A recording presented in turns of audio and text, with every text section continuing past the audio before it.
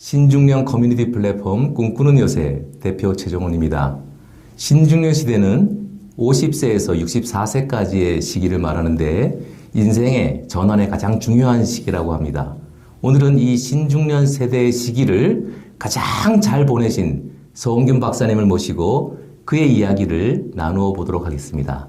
안녕하세요, 서 박사님. 예, 안녕하세요. 서원균입니다. 우리 먼저 서원균 박사님에 대해서 자기소개 좀 해주세요. 예, 저는 대학을 졸업하고 첫 직장으로 한국전력에서 원자력발전소 업무를 하다가 두 번째 직장으로 KT로 옮겨가서 통신 분야의 연구를 하다가 50세 정도 돼서 퇴직을 하고 여러 가지 일을 지금 벌리고 진행해왔던 사람입니다.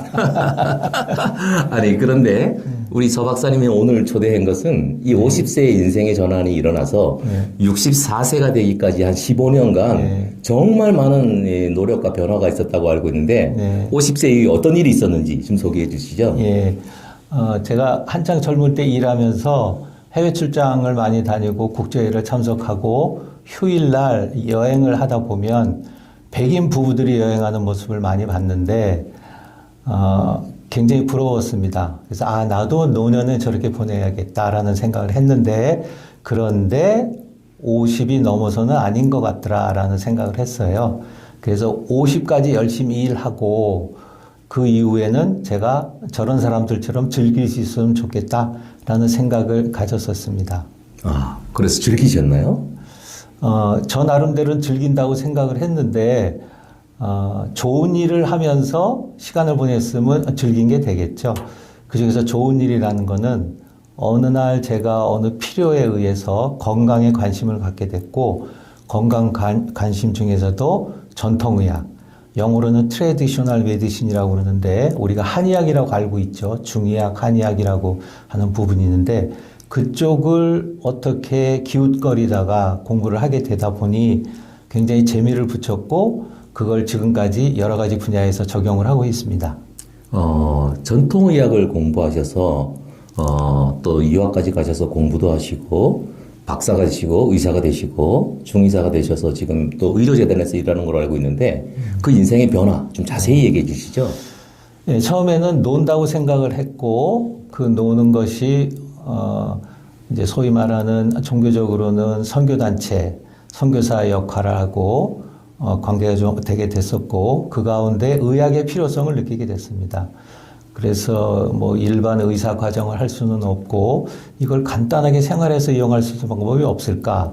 우리 옛날 조상들은 어떻게 했었을까라는 생각을 하다 보니 한의학, 중의학을 간단하게 생활에만 적용할 수 있도록 공부하자라고 시작을 했는데 하다 보니 인체를 다루다 보니 이렇게 그냥 가볍게 할 건 아니다는 생각이 들어서 조금 더 하다 보니 중의학 박사까지 하게 된 것 같습니다. 예, 그 공부는 얼마나 어떻게 하셨어요?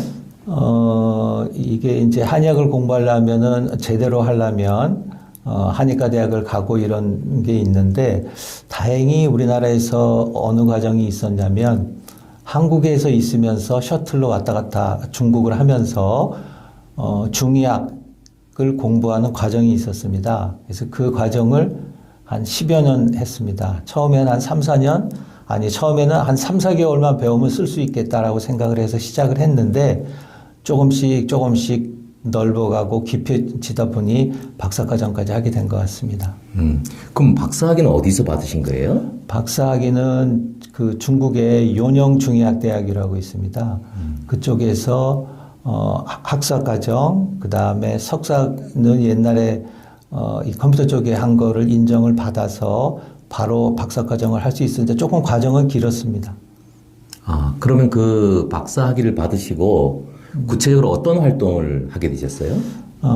그 박사학위까지 해야겠다고 생각했던 것은 제가 아까 말씀드린 대로 50 이후에는 내가 인생을 즐겼으면 좋겠다, 신나게 놀았으면 좋겠다라고 생각했던 것들이 일과 연결이 되면서 또 봉사와 연결이 되면서 해외에서 많이 사용을 하게 됐습니다.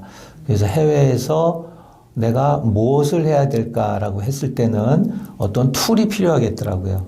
그래서 그 툴로서 건강을 가지고 접근하는 게 상당히 유효하고 효과가 좋았다고 생각을 합니다. 그럼 구체적으로 어떤 나라를 다니시면서 그 의료 봉사죠, 침봉사 이런 걸 하셨나요?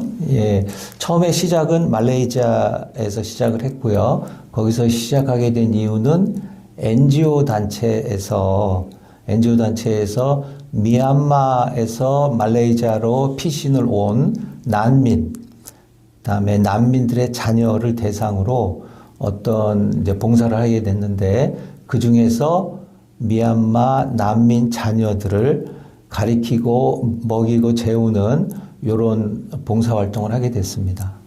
그 이외에 다른 나라는 어떤 나라? 그 다른 나라는 태국이니 뭐 벵글라데시, 그다음에 우즈베키스탄, 우크라이나 이런 여러 나라를 다녔는데 지금은 한 곳에 집중하고 있습니다. 말레이시아에 집중을 하고 있는데 그 중에서도 최근에는 동말레이시아, 즉 말레이시아가 둘로 나눠져 있습니다. 싱가포르 위에 있는 본토에 있는 말레이시아를 서말레이시아라고 그러고 보르네오 섬에 있는 말레이시아를 동말레이시아라고 하는데 그쪽에 소수민족들 의료 혜택을 받지 못하는 그런 그 족속들을 위해서 봉사활동을 하고 있습니다. 또 네팔도 자주 다니시면서 또 봉사도 하고 계시는 걸로 알고 있는데 네팔은 또 어떤 일로 다니고 계세요? 예, 네팔도 하나의 해외 의료봉사 차원에서 갔다가 한국인이 운영하고 있는 그 고아원을 가게 된 적이 있었습니다. 그래서 그곳에 몇 번 방문하면서 고아원에 있는 애들, 그 다음에 주위 분들을 치료를 해주다가 그때가 벌써 거기 있는 애들이 초등학교 3, 4학년일 때인데 걔네들이 지금 고등학교 3학년까지 됐으니까 굉장히 벌써 오래됐네요.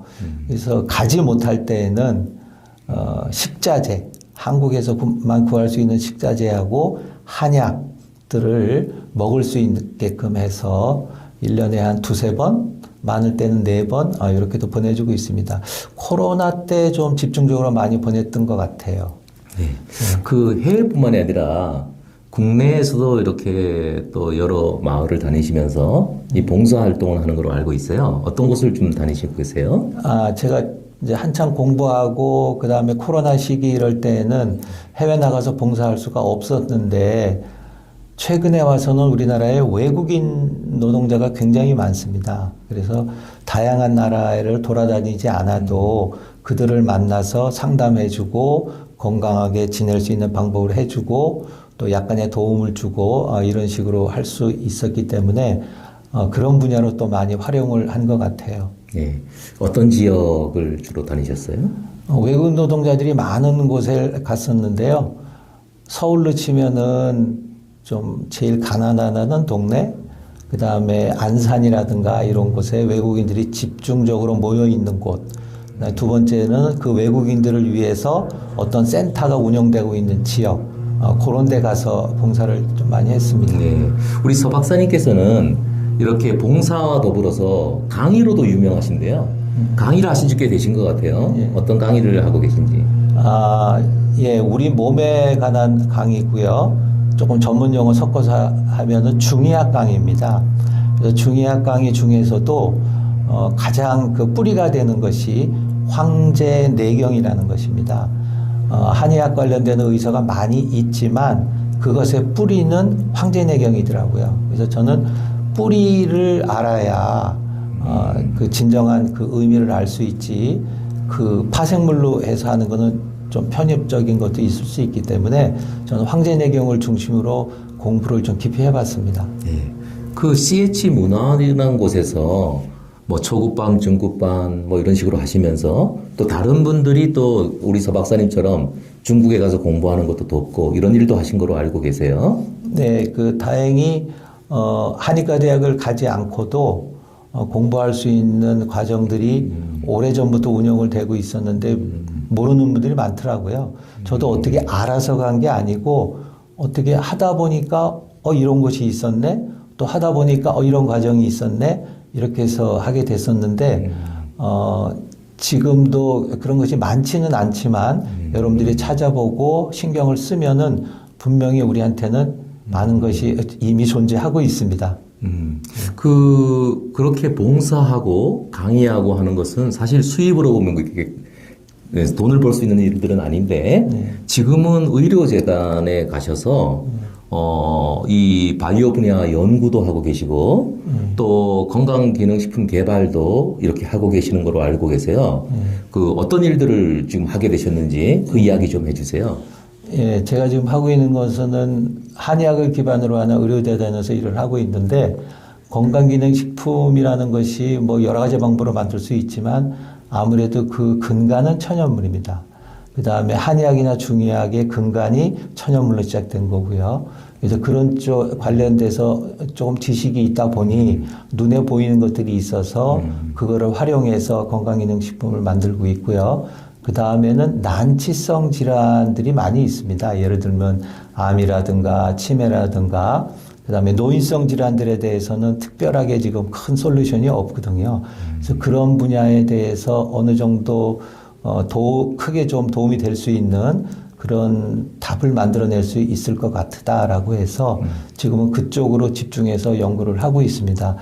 이 전통의학이라는 거는 현대의학이 좀 달라서 이렇게 굉장히 마이크로한 접근이 아니고 매크로한 굉장히 좀 광범위하게 접근을 하는 거고요. 그 중에서도 병의 원인을 찾을 때는 이게 바이러스냐 독이냐 이런 걸 따지는 것이 아니고 어느 장기에 문제가 생겨서 그 바이러스를 상대하지 못해서 병이 들었느냐, 어느 장기가 약해서 그랬느냐라는 것이 전통의학의 그 접근하는 기본 방식입니다. 그래서 예를 들면 간이 나쁘면 눈의 병도 생기지만 근육에 관계되는 모든 병이 생깁니다. 그래서 예를 들어서 루게릭병이다? 그러면 이거 근육의 병이거든요. 그러면 전통의학에서는 간을 가지고 치료합니다. 뭐 이런 식으로 어떤 질병이 나타났다 그러면 그거는 어느 장기 때문에 그렇지. 그래서 이런 식으로 접근을 하는 거기 때문에 좀 우리가 좀 생각을 좀 깊이 할 수 있으면 그 분석을 하고 이런 데 있어서는 현대의학보다는 사실은 좀 쉬운 면도 있습니다. 접근하기가.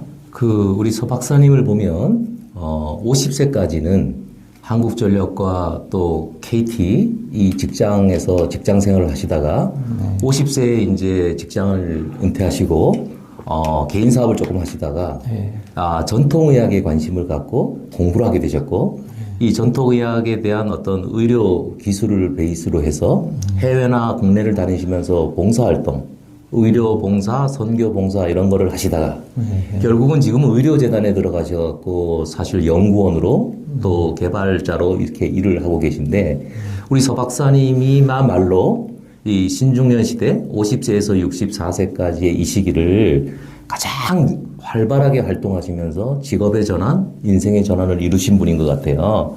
그러고 보면 50에서 64세까지의 이 신중년 시대가 우리 인생에서 가장 중요한 시기라고 생각하는데 이 건강적으로 또 이 인생의 직업의 전환적으로 어떤 의미가 있는 시기인지 한번 말씀해 주세요. 네. 우리 몸도 하나의 그 제조물입니다. 즉 피조물이라고 그러죠. 그래서 우리가 뭘 하나 만들려면은 반드시 설계도가 있어야지 뭐 조그만 의자, 조그만 책상을 만들더라도 우리가 길이나 이런 걸 맞춰야 되니까 설계도가 있어야 되거든요. 우리 몸은 어떨까요? 굉장히 복잡도가 높거든요. 그래서 우리 몸에 관한 설계도, 설계치, 그 다음에 사용 설명서, 유지보수 매뉴얼이 있지 않을까라는 생각을 하게 됐는데 그 생각을 갖게 된 이유, 그 생각을 풀어가게 된 것이 황제내경입니다. 그 다음에 제가 이제 50이 넘으면서 모든 사람이 그럴 텐데 고장이 나기 시작합니다. 왜냐하면 사용 설명서를 제대로 모르고 그 다음에 설계도, 설계치에 맞게끔 사용을 하지 않으면 모든 것이 고장나게 돼 있죠.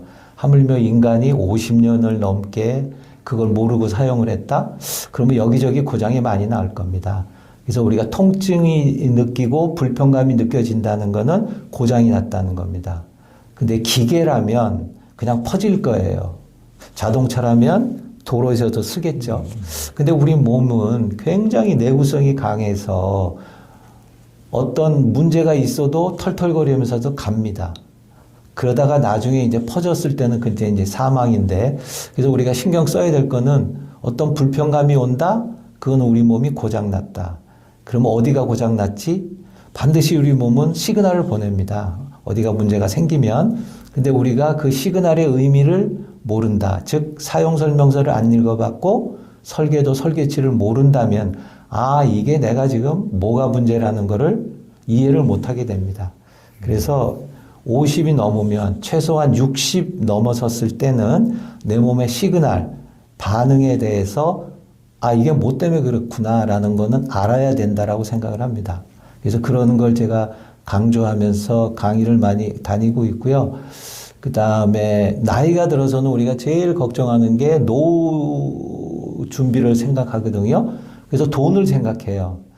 그런데 얼마나 많은 돈이 있으면 노후에 문제가 없이 살 수 있을까요? 그 중에 더 큰 것이 건강이라고 생각합니다. 예를 들어서 암을 한번 걸려보세요. 제가 요새 암 환자들을 많이 상대하고 있는데 한 달에 1,000만 원이 있어도 모자라더라고요. 병원 생활하고 입원해 있고 각종 저기를 하려면. 그래서 제가 뭐라고 그러냐면 50이 넘으면 최소한 60이 넘으면 눕지 말아야 된다. 눕지 않으면 평생 연봉 1억이다 이렇게 얘기를 하거든요. 왜냐하면 몸이 아프면 한 달에 1,000만 원 씁니다. 그러면 만약에 1년을 누워 있으면 어떻게 되죠? 1억이 넘습니다. 근데 죽지도 않고 오래 살면 만약 중풍 같은 거는 죽지도 않아요. 누운 채 오래 갑니다. 그러면 10년은 가거든요. 그러면 12억은 있어야 돼요. 근데 부부가 그러면 어떨까요? 24억입니다. 무섭네요. 네. 그래서 지금 우리가 나이 들어서 내가 먹고 살 걸 어떻게 벌지 생각하는 것보다 내가 어떻게 하면 눕지 않을까를 생각하셔야 됩니다. 아, 그렇다는 것은 결국 신중년 시대에 우리가 경제적인 활동도 중요하지만 자기의 건강에 대한 것을 완전하게 회복하지 못하면 그 소위 말하는 65세부터의 노인이 됐을 때 그 질병 치료를 하느냐고 많은 돈도 들어가고 또 경제적 활동도 못하는 이런 문제가 있다는 얘기네요. 그 우리 성균 박사님이 이제 강의는 이렇게 건강에 대한 원리 또 인체에 대한 설명 또 이것을 간단하게 치료하는 또 침구 방법 이런 것들을 강의하고 있는 거로 알고 있어요. 그 우리 성균 박사님의 제자 원준서 박사님이 이제 우리 요새에서 지금 소그룹 강의를 하고 계시는데 우리 원 박사님 같은 경우는 어떻게 되신 분이에요? 이 한의학 또는 중의학, 이 전통의학을 공부하려면은 머리를 많이 써야 됩니다. 그래서 머리를 많이 쓴다는 것이 암기를 많이 하는 것이 아니고 사유, 생각을 많이 해야 되는 거거든요. 왜냐하면 이 전통의학 특히 이제 중의학 같은 경우는 사자성어가 많은데 그 사자성어의 의미는 굉장히 여러 가지를 내포하고 있습니다. 빙산의 일각보다 더 큽니다. 그래서 생각을 많이 해야 되는 부분이기 때문에 조금 공부하기 어려운 것 같아요. 그런데 조금 알기 시작하면은 사실은 또 좀 쉽거든요. 그리고 제가 이제 공부를 하면서 전달을 할 때 그 진짜 포인트가 뭐냐는 거를 말씀을 드린다면 병이 왜 생기냐 이게 제일 궁금하거든요. 이게 현미경적으로 알 수는 없어요. 그래서 제가 한번 정리를 해봤더니 병이 왜 생기냐. 특히 예를 들면 암을 한번 생각해 보죠. 제일 무섭다는 암이 왜 생기느냐를 생각했을 때에는 우리 몸에서는 불량 제품이 생길 때도 있어요. 그게 예를 들면 돌연변이에 의한 암세포인데 하루에도 3,000개 내지 5,000개가 만들어진답니다. 그래서 그것이 혈관을 따라서 전신을 돌아다니게 돼요. 그런데 암 환자가 되는 건 어느 경우고 암 환자가 안 되는 경우는 어떤 경우냐? 암 환자가 안 되는 경우는 첫째, 혈관을 따라서 돌아다니면서 혈관 속에 또 뭐가 있을까요? 혈액. 혈액 중에 백혈구가 암세포를 잡아먹습니다. 그런데 그 혈관이 어디가 길이 막혀서 더 이상 흐를 수가 없다면 암세포가 거기에 박혀 있게 됩니다. 그러면 그 움직이질 못한다는 거죠. 그러면 백혈구는 어떻게 될까요? 그곳으로 갈 수 없습니다. 그러면은 백혈구가 암세포를 잡아먹지 못합니다. 그럼 암세포는 거기서 집을 짓습니다. 그것이 만약에 간이다. 그러면 간암. 그것이 만약에 폐다. 그럼 폐암이 되는 것이죠. 그럼 길이 왜 막히냐 이거죠. 그래서 혈관이 막힌다는 건데 우리가 혈관이 막히면 무슨 병이 생길까요? 심장의 관상동맥이 막히면 심근경색으로 돌아가시고 뇌혈관에 혈관이 막히면 뇌졸중이나 아니면 치매, 뇌출혈 이런 게 생깁니다. 그런 것처럼 혈관이 안 막히면 되는데 혈관이 막히게끔 하는 물질이 두 가지가 있습니다.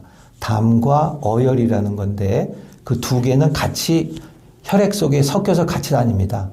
옛날에는 담만 있었는데 현대의학이 접촉이 되면서 융합이 되면서 어혈이라는 이제 단어가 새로 생겼는데 어쨌든 그 두 개는 같이 다닙니다. 즉 담과 어혈이라는 찌꺼기가 혈관을 막으면 암도 생기고 중풍도 생기고 심장병도 생겨서 사망하거나 눕게 된다는 거죠. 그러면 우리가 병이 안 생기려면 어떻게 되면 될까요? 담과 어혈이 안 생기도록 해야 되고 할 수 없이 생겼다. 그러면 담과 어혈을 없애주면 됩니다. 이 자세한 얘기는 이번에 5월에 개설되는 또 우리 서 박사님의 강좌를 통해서 우리가 배울 수 있을 거라고 생각하고요. 그 아까 제자인 원준서 박사님 같은 경우는 본인이 이 짧은 과정에 굉장히 지금 어떻게 보면 명의라고 이렇게 부를 만큼 이제 됐는데 누구나 그렇게 짧은 기간에도 이렇게 배우고 성취할 수 있는 건가요? 아, 예. 그 부분을 말씀을 안 드렸군요. 그분은 몸이 안 아픈 데가 없었다고 그러더라고요. 제가 자세히는 모르겠는데, 뭐 미국에서 큰 교통사고도 몇 번 났고, 한국에 와서도 여러 가지 통증으로 힘들게 사시다가 그 통증이 없어지는 거를 체험을 하다 보니 아마 급속한 발전이 있지 않았나 생각을 하고요. 그분 같은 경우에는 뭐 통증이 주로였습니다. 통증이. 물론 암에 관계되는 것도 좀 있기는 있었다고 그러더라고요. 근데 모든 것이 좀 전에 제가 말씀드렸던 담과 어혈 때문입니다. 그래서 그거를 없애드렸더니 금방 통증이 없어졌다는 걸 알고 자기가 긴 시간 동안 힘들었던 것이 어느 날 갑자기 없어지니까 거기에 감동을 해서 깊이 공부를 하게 되신 것 같고 그 다음에 집중적으로 할 수 있었던 그런 그 찬스가 돼서 그렇게 좀 빨리 발전을 하신 것 같습니다.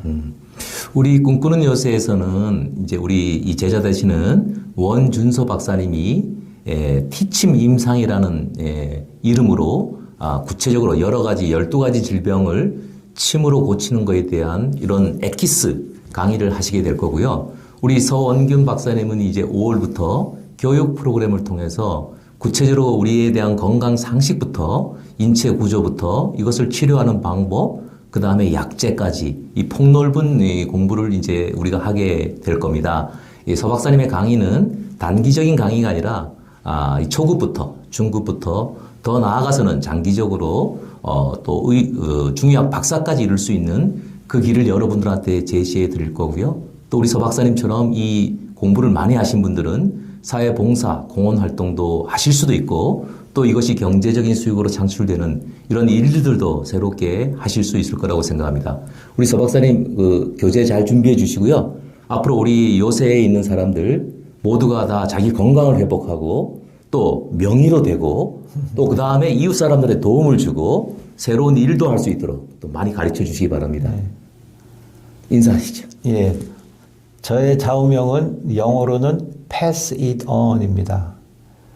배워서 남주자입니다.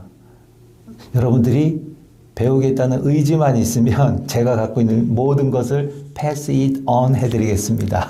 야, 감사합니다. 패스련 하시죠. 감사합니다. 우리 꿈꾸는 요새 화이팅 한번 할까요? 예. 꿈꾸는 요새 화이팅!